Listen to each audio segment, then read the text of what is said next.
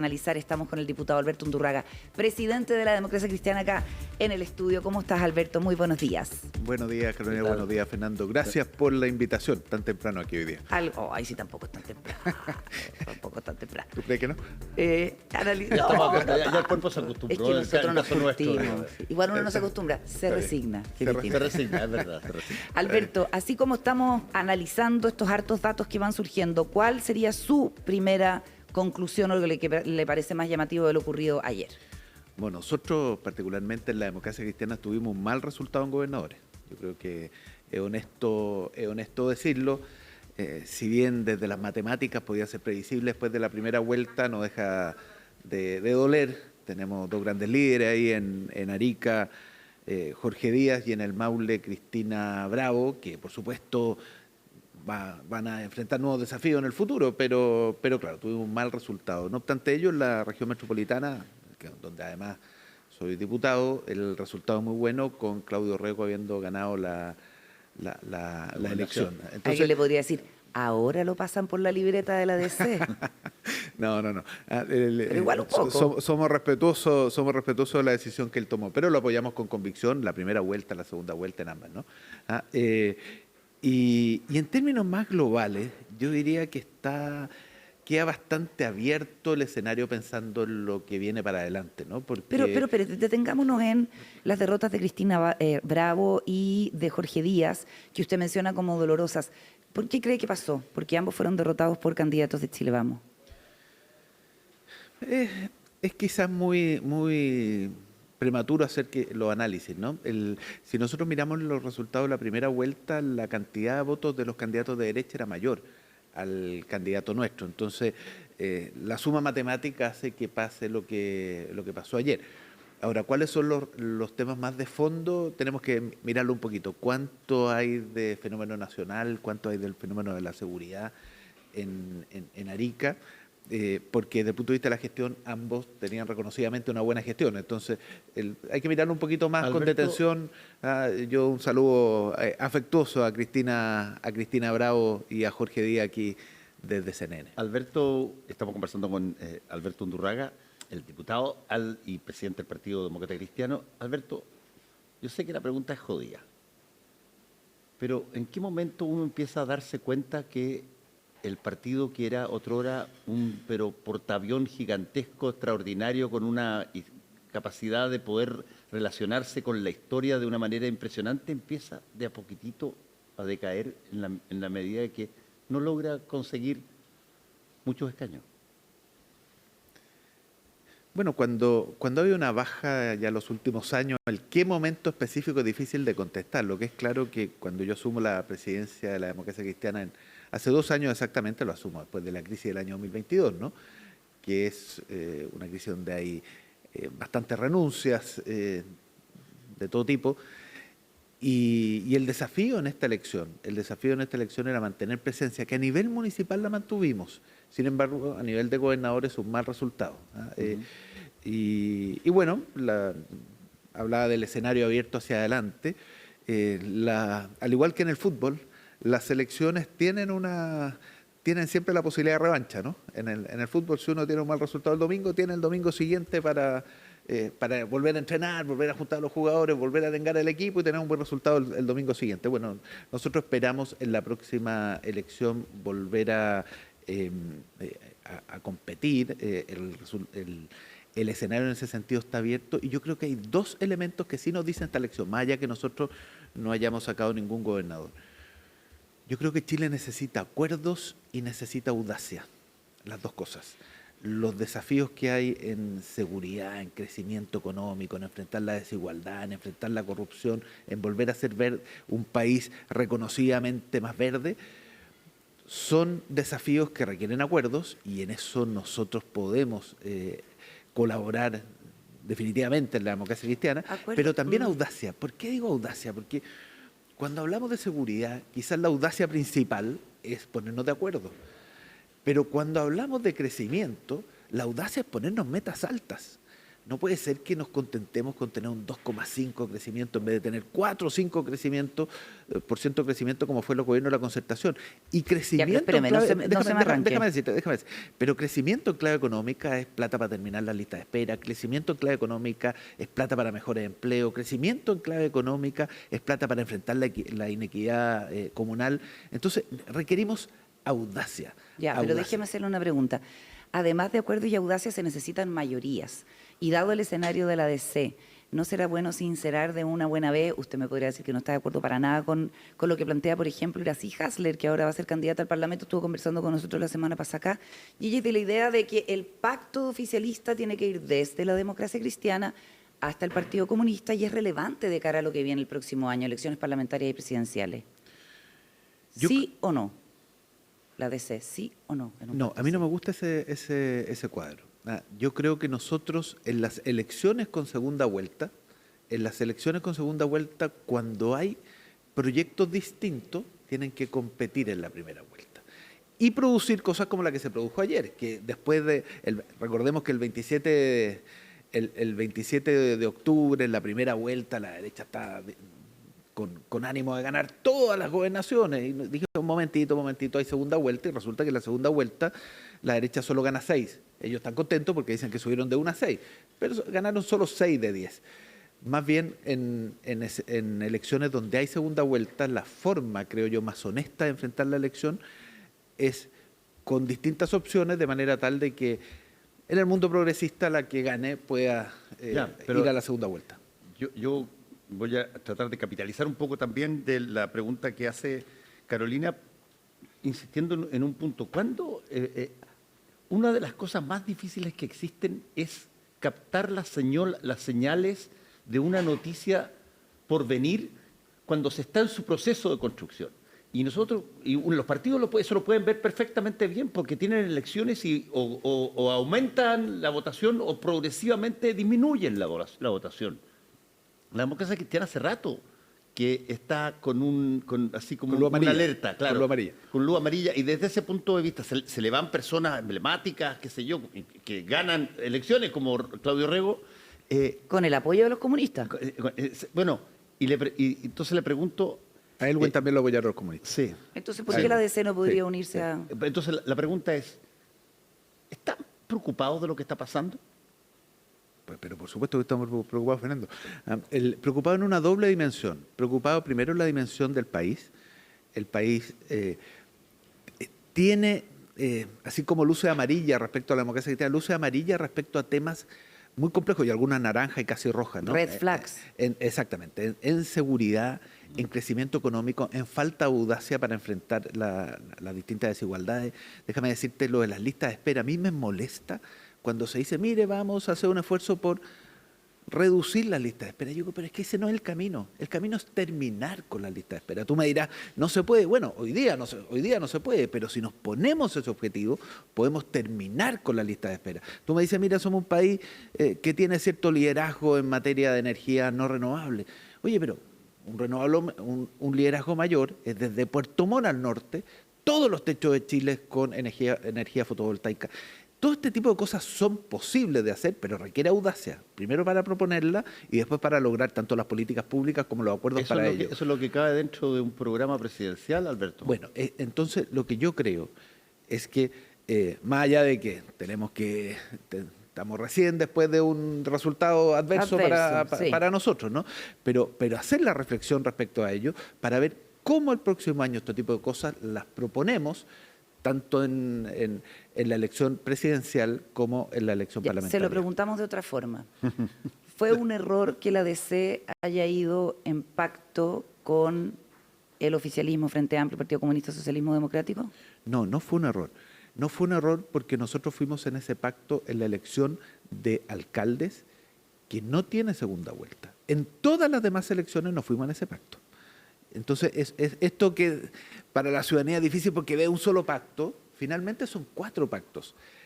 En el pacto de concejales, que creo que es donde está el germen de algo a construir hacia adelante, fuimos junto con el Partido Socialista y el Partido por la Democracia. Y claro, esto fue el 27 de octubre, entonces noticia añeja, claro. Pero fue el pacto que eligió más concejales. claro, como hoy día miramos esto en función de la elección de gobernadores, es noticia añeja, ¿no? Pero en eso fuimos en ese pacto. En el pacto de gobernadores no fuimos en pacto con nadie, competimos directamente pensando en la segunda vuelta.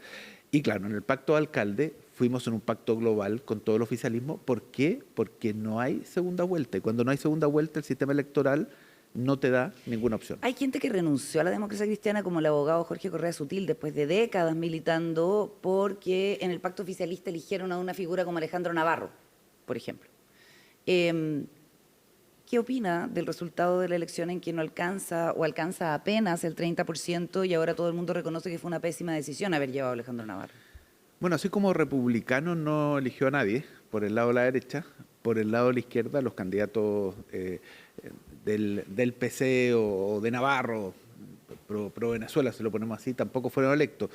Y yo creo que ese también es una señal de esta elección. Ahora, la pregunta para nosotros, ¿qué pasa si los extremos no eligen a nadie? ¿Qué pasa que tampoco se eligió ningún demócrata cristiano? Es parte de la reflexión que tenemos que hacer nosotros para poder... Adelantémosla, claro, Alberto. ya que Dígala estamos. nomás, ¿cuál es la reflexión? Nosotros, en este momento, lo que hemos visto que nuestro mensaje está en sintonía con lo que vemos en las encuestas, con lo que vemos que señala la gente, pero no somos capaces de encarnarlo con nuestras candidaturas.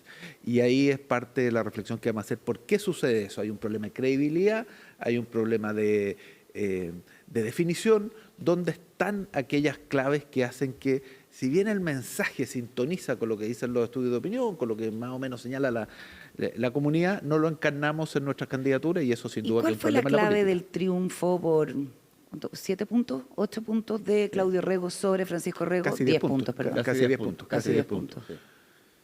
Yo creo que la primera clave del triunfo de Claudio Rego está en su gestión. Él fue un buen gobernador en su primer periodo, un gobernador reconocidamente buen gobernador también por sus adversarios, más allá de lo que hayan dicho la última semana. Entonces la primera clave está en su carta de presentación. Él fue un buen gobernador, estando en cada una de las 52 comunas de la región metropolitana. Segundo, su transversalidad. Él es una persona transversal en lo político, construye con todos y eso de alguna forma también se notó en la campaña. Yo creo que ahí están las dos claves principales, más allá de su liderazgo innato, que bueno, lo tiene desde hace años. Ahora, recibió el apoyo del Partido Comunista. Hoy día va a ver al presidente, no fue ayer para la foto del triunfo, pero va hoy día a reunirse con el presidente Boric. Pareciera que Claudio Rego tiene menos prurito o complejo en trabajar con el oficialismo del Frente Amplio y el Socialismo Democrático que el partido. Bueno, digamos que él se declaró independiente, no, ni siquiera fue en el pacto, nosotros sí estábamos en el pacto. Ahora, es normal una vez electo que los gobernadores, si son convocados por el presidente de la República, puedan ir una vez electo. El punto respecto a la elección es que esto no era un plebiscito, la derecha lo planteó como plebiscito, ahora como sacó solo 6, en realidad dice que no era plebiscito, pero ellos lo plantearon como plebiscito en su momento. Nosotros desde el primer momento señalamos que tenía que ver con los liderazgos en cada una de las regiones. Alberto Undurraga, estamos conversando con el presidente de la Democracia Cristiana. Alberto, en materia, déjame, ya que te voy a estrujar un poquitito ya que estás acá, pero en materia de elecciones futuras, ¿se va dentro de poco a empezar a establecer la decisión de si es que los partidos llevan o no llevan candidatos presidenciales en particular y quiénes podrían ser? En el caso de la oposición, hay un perfil bastante destacado de Evelyn Matei, que eventualmente puede tener otra persona, republicanos puede sacar también a su candidato, etcétera. ¿Qué pasa en el caso de la centro-derecha, del oficialismo? Del centro-izquierda. De la centro-izquierda, perdón, del oficialismo. ¿Qué ves tú desde el punto de vista de lo que tiene que ofrecer la democracia cristiana para una candidatura presidencial? Yo creo que hay un sector hoy día representado para ir a la elección que es más representativa, la de concejales y cores, ¿no? Representada por el Partido Socialista, el PPD, el Partido Radical, nosotros, el Partido Liberal, que más o menos tuvo 22% en la elección pasada. Si le suman los verdes puede llegar a 27%. El Frente Regionalista Verde. Yo creo que el esfuerzo que tenemos que hacer es buscar un liderazgo para ese sector. Y ese liderazgo, cuando no aparece inmediatamente en la encuesta y cuando no es inmediato, se construye con primarias. Se construye con primarias donde las primarias se propongan las distintas, las distintas propuestas para el país. Vuelvo a decirlo, Chile necesita acuerdos y audacia. Audacia para enfrentar los desafíos. Mira, otro ejemplo, ya hablamos de la lista de espera, ¿no? Hablamos también del crecimiento. Otro ejemplo, la atención primaria. La atención primaria, la cantidad de CEFAM que faltan, la cantidad de SECOF, consultorios grandes, consultorios chicos, para decirlo en otro lenguaje, son enormes. Y eso no tiene cómo financiarse, salvo que ocupáramos el sistema de concesiones que se ocupa para los hospitales concesionados. Pero para eso hay que atreverse, ¿no? Antes de pasar para a eso otro hay que tema, atreverse. Alberto. Pero déjame terminar entonces lo que me preguntaba Fernando. La manera entonces de movilizar a un electorado que finalmente no prefirió los extremos. Tanto en la elección anterior ya nos decía en concejales que no fueron los extremos. La elección ahora de gobernadores dice lo mismo, no fue los extremos. Tarea para la casa nosotros, oiga, ustedes tampoco, sí, está bien.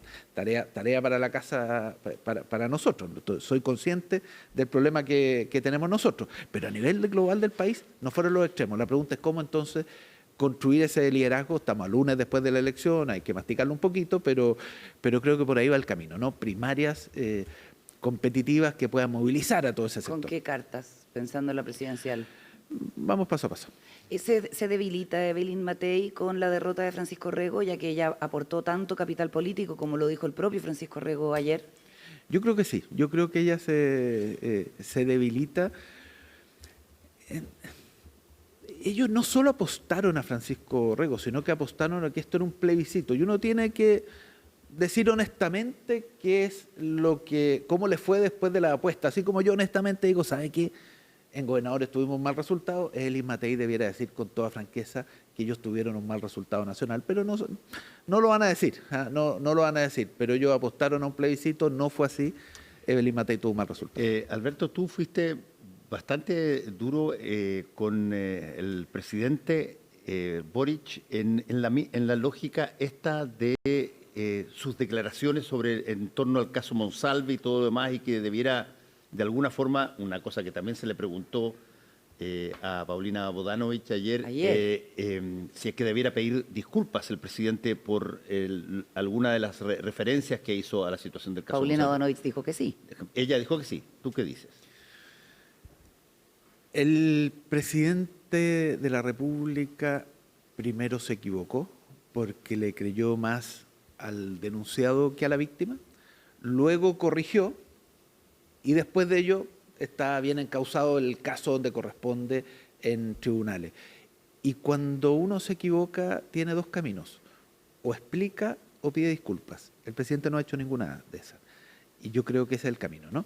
O explica bien, mire, por qué tomamos esta decisión, o finalmente pide disculpas por el error de los primeros 2 días. Ahora, digámoslo con la misma franqueza. Así como se equivocó, después corrigió. ¿Debiera renunciar a alguien? El presidente tiene que ver quién lo asesoró, ¿no? A mí me llama mucho la atención que los asesores en este tipo de casos fueron solo hombres. Y cuando se trata de problemas de denuncias tan graves como la que había, creo que lo criterioso es ampliar la mirada y tener mirada de hombres y mujeres en el análisis. Y solo 3 mujeres, o sea, solo mujeres han salido, han dejado sus cargos por este escándalo, en fin. Me recuerda, José Miguel Mardones, que la Juventud de la Democracia Cristiana está impulsando al senador Iván Flores como posible carta presidencial del partido. Hay distintas posibilidades. Él sin duda que es un liderazgo... No lo noto ya entusiasta, Alberto. No lo noté entusiasta en su respuesta. No fue como exultante su respuesta, no. Ya definiremos. ¿Y a usted le gustaría? Algunas personas lo han planteado, pero vamos paso a paso. ¿Y a usted le interesaría estar disponible como para una primaria? Tenemos que definir nosotros cuál va a ser el mejor de nosotros para hacer las propuestas para participar en esa primaria. ¿Para qué? Para movilizar a todo ese mundo de Pero esa primaria con el oficialismo, desde el Partido Comunista hasta... Tengo la impresión de que es mejor competir que es más honesto competir con el socialismo democrático, pero es una conversación que tenemos que tener con el ellos. socialismo democrático. ¿Y con amarillos y demócratas o...? me da la impresión de que Amarillo Demócrata tomaron otro camino y se fueron a la derecha. Alberto, una de las cosas que probablemente lo hemos conversado acá con Carolina, que más notorio en las elecciones, sobre todo para el país, tiene que ver con la ausencia de eso que antes existía, pero muchísimo, que es el líder que capitalizaba un partido. Los Eduardo Frei, los Salvador Allende, los Jorge Alessandri en un momento dado, incluso las personas como Frei Ruiz Tagle, en su Michelle Bachelet, Ricardo Lago. O sea, había presencia de partidos, ¿sí? Pero se sacaba a un liderazgo que capitalizaba eso de una manera. ¿Quiénes son capaces de hacer algo similar hoy día en la democracia cristiana? Pero es que esa es una construcción de liderazgo. Esto es como la enciclopedia, ¿no? Antes existía la enciclopedia, que está, hoy día es Wikipedia, se va construyendo entre todos, ¿no? De alguna forma, hay dos formas de construir los liderazgos. Uno es el líder innato que está ahí a la vuelta de la esquina y todos lo van a buscar y decirle, esté con nosotros. Otro es la construcción de liderazgo a partir de las distintas instancias que hay de propuestas y la instancia electoral intermedia. Eso es lo que logran de alguna forma las primarias. Eso fue la construcción del liderazgo del presidente Boric. Recordémoslo, hace una... ¿Y Claudio Rego tiene ese potencial? ¿Quién? ¿Claudio Rego Sí, tiene por ese supuesto, potencial presidencial? por ¿Es su supuesto. candidato? No, él ha dicho que no es candidato. Él y Tomás Bodanovich, por ejemplo, para hacer un poco el mismo análisis, ambos tuvieron muy buena votación. Por supuesto que ambos tienen ese potencial también. Ambos han dicho que no van a ser candidatos en todo caso. Bueno, muchas gracias le damos a Alberto Undurraga, presidente de la Democracia Cristiana. Y estaremos atentos a ver Gracias, cuáles son las diputado. señales que se vienen, porque que van a haber señales, van a haber señales. Muchas gracias a ustedes. Muy buenos días. Buenos días. Que te vaya